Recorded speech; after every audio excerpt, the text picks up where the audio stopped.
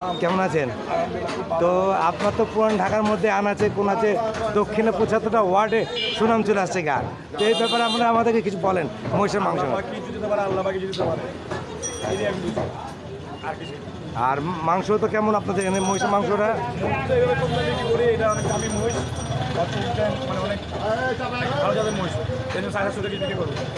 আর গত এক সপ্তাহ আগের সময় যে আপনি গিয়া কোরবানির উটের মাংস বিক্রি করেন, উটের মাংস তো সুনাম পালিয়েছে, কেউ তো বেচে না।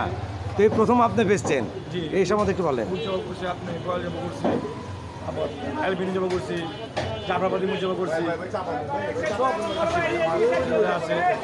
তারপর এটা কাটতেছি, এখানে খাসি বিক্রি করি আমরা কম দামে, মাত্র ৯০০ টাকা কেজি খাসি।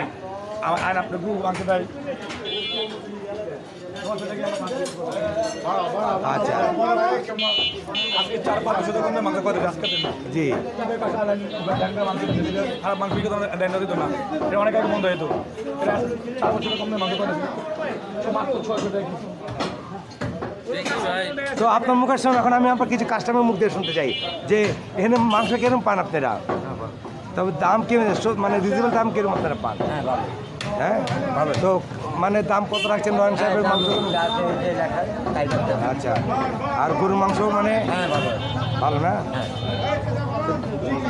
ভালো।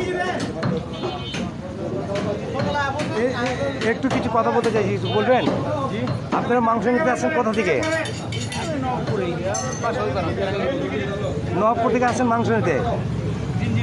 জেঞ্জিরা। তো মাংস তো ওখানে পাওয়া যায়, এখানে আসছেন কেন? দাম কিরকম এখানকার? আচ্ছা, অনেক জায়গায় দাম কি কত বেশি একটু বলেন।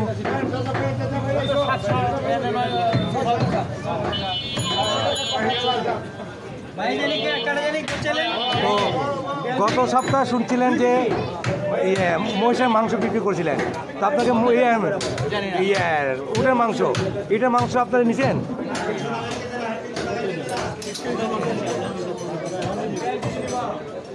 দাঁড়ান দাঁড়ান, আপনি দাঁড়ান, আপনিও দাঁড়ান। চলো বাবা, ওখানে দাও, ওইটা দাও ভয়েসটা।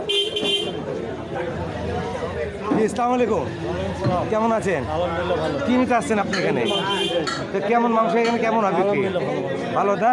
তো কি মাংস কোনো ইয়ে তো নয়, নষ্ট তো না নাকি? খুব বাচ্চা মাংস। তো দাম কেমন পাচ্ছেন আপনার এখানে?